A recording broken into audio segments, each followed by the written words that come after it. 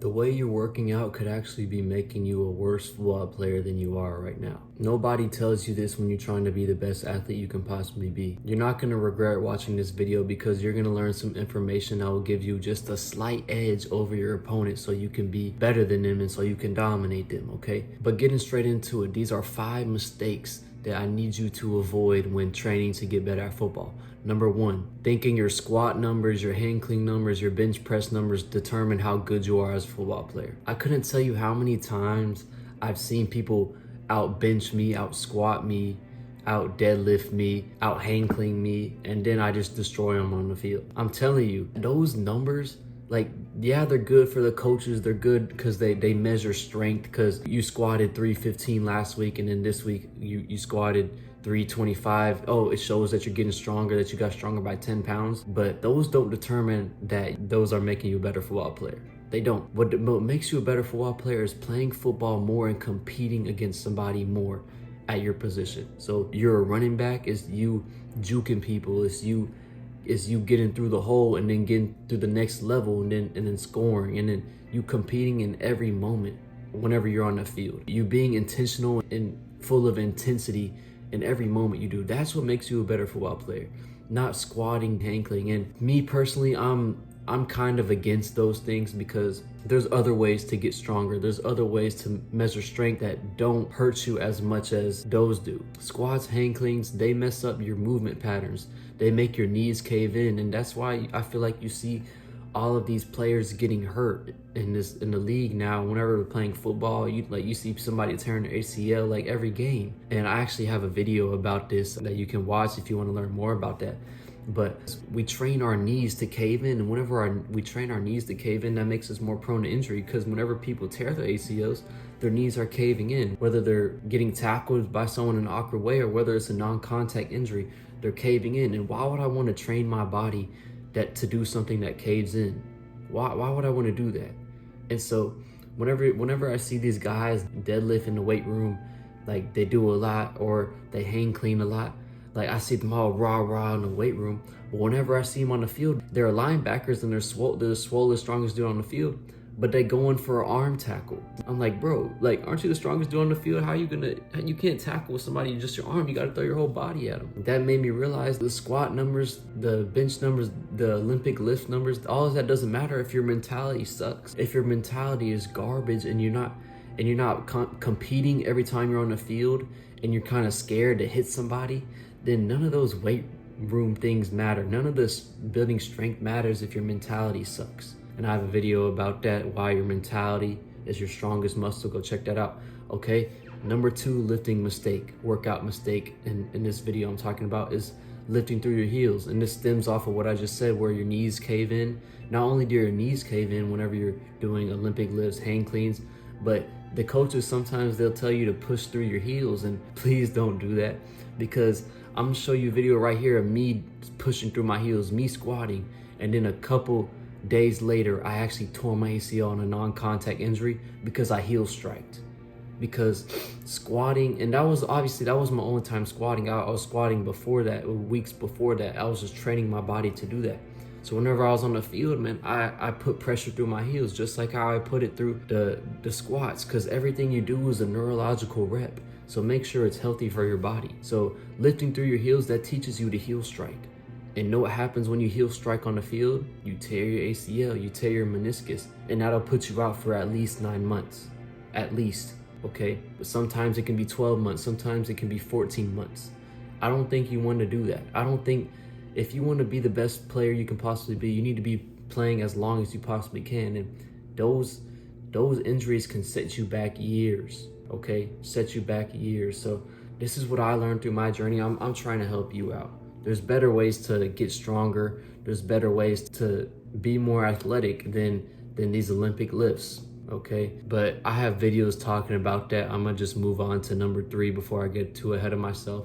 But the third workout mistake that athletes make is specializing in one sport. And this doesn't mean to play every single sport in high school, every single sport in junior high. This doesn't mean that, but it means like, okay, you only play football school, but bro, go play pickup basketball with your friends from time to time. Go play soccer with your friends from time to time. Go learn boxing from time to time. Go play baseball from time to time with your friends. Don't specialize in just one way to move your body. Don't just specialize, oh, I'm a receiver, I'm only just gonna focus on running my routes. Because I'm telling you, the dude that plays basketball and the dude that plays receiver, he's gonna be more athletic. 9 times out of 10, he's gonna be more athletic and better at those sports than somebody who just plays football. Because basketball, you gotta learn a whole new way of moving your body, of coordinating your body. And it'll just make it easier for you to move, taking that into football. So don't just specialize in one sport. I mean, all these NFL players, Myles Garrett, DN, big swole dude, he was a he could have played Division I basketball at A&M. DeAndre Hopkins, he played basketball at Clemson. T. Higgins, he got offers from North Carolina for basketball. Bro, I can go on and on. All of these athletes have other sports as their backgrounds, and that's how you become a genetic freak, how your genes are so good. When you look at somebody and say, oh, his genetics are insane, it's probably because he plays a lot of sports and he does a lot of things with his body. And if you just do one thing with your body, you do the same thing over and over, which isn't bad. Doing the same thing over and over is good because it shows discipline. It shows that you want to get better. But it'll make things way easier if you play other sports. Like you just be able to move around more. You'll be on the balls of your feet more, and that'll make you a better athlete. Okay, it will. And specializing in one sport, I mean, there's injuries that lead to specializing in one sport at an early age. I think at like 12, if you've only played one sport, whenever you're like 12, the percentage of you getting injured goes up. Like if you've only been playing one sport for your whole life, like it's easier to get injured, something like that. But I'm telling you, bro, have fun. There's other ways to have fun than just playing football. So go learn something new, man. Okay. Number 4, the 4th training mistake is doing too much gassers. In your mind, you want to get faster, you want to be explosive, and you're like, you know what? Okay, if I need to get faster, I just need to run more. And so you just run 100-yard sprints, rest for like 30 seconds, 100-yard sprints, and you just go till you're tired, till you're dead, or you're running suicides. Bro, that's not making you faster. It's not making you the explosive athlete you want to become. Instead, you gotta run 40 yards, rest 5 minutes, run 40 yards, rest 5 minutes. That will make you faster than just killing yourself on the suicides, killing your body on the mile runs, on the gassers. That's not gonna make you an explosive athlete. That'll get you in shape. Like that'll get you ready for the season. That'll help you build endurance and stamina. But if you're doing it for the intention of getting faster, then you will be let down. You will be let down. And I don't even like those for conditioning. Like if I want to build my stamina, I won't do gassers. I'd rather just like do whatever my sport thing is. Like I'm a receiver, I'm just run routes and like act like I'm in a 2-minute situation and run those routes. Okay, that's what I would rather do because it's more sport specific. It's more change of direction, not just running in a straight line, running back. It's more running, like practicing your routes in a 2-minute drill situation. Like however that fits into your situation, I would rather do that for conditioning instead of gassers.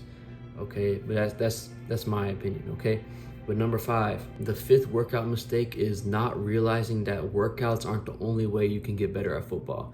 Is that you can make getting better at football a lifestyle. And what I mean by this is you can, before you go to practice, before you lift weights, you can watch film on your favorite football player, on your favorite player at your position. You can watch film on him and see what he does right, okay? And then whenever you go on the field, whenever you go to practice, you can try that out, okay? And if you drive a car or you have some earbuds, instead of listening to music all the time, you can listen to podcasts about lifting weights, about taking care of your body, of your favorite player's interview, just to pick his brain. You can do stuff like that. And then you can rest in positions like a Seiza position, like a crisscross position. You can rest in those because those build healthy movement patterns. You know how I talked to you about lifting through your heels and thinking the Olympic lifts and all that is making you a worse player? Well, sitting in these positions, resting your body in the Seiza position, in the crisscross positions, those will help build healthy movement patterns. And what I'm talking about with the movement patterns, with the knees caving in, with Olympic lifts are bad, that all comes from an idea from the people at GOTA. And once I discovered them, that really changed my life. Whenever I started watching Goda, like my knees got a lot healthier. I became more athletic just by implementing the Seiza position, sitting down crisscross, being on the balls with my feet more, putting my legs in bows and corner instead of letting my knee cave in. That made me such a better athlete. So I suggest you go watch Goda videos, go educate yourself, go watch some Goda podcasts. And that's what I mean by making this athlete thing a lifestyle. Listen to those Goda podcasts, because they got 3 podcasts with a dude named Mark Bell. You look him up on YouTube. I'm telling you, you listen to those 3 podcasts, you will come out of those 3 podcasts a different athlete. Just those 3, because they teach you so much and they back things up with evidence. They don't just yap all day and think they know what they're talking about. Nah, they back it up with evidence, okay? So educate yourself on Goda. I'm not Goda certified. I've never worked out with them, but I've watched their content a lot, and just literally just watching them has made me a better athlete. So watch the right stuff on YouTube. Watch me on YouTube, man. Subscribe to me, like my stuff, so other people can watch it just like you. Taking content like this, limit your time scrolling, and do your research on things you want to get better at. You want to learn how to get faster, how to run faster. Watch videos like this, like people I make trying to help you, instead of wasting your time scrolling, watching stupid cat videos on TikTok or whatever. Okay, make getting better at football a lifestyle. Instead of you waking up watching YouTube, like watching a random YouTube video as soon as you wake up, get up and go on a walk and get your mind right for the day, and think if you got practice that day, think of how you're going to dominate that day. Sit in a moment of silence and think about how you're going to get better at football. Working out is not the only way you can get better at football.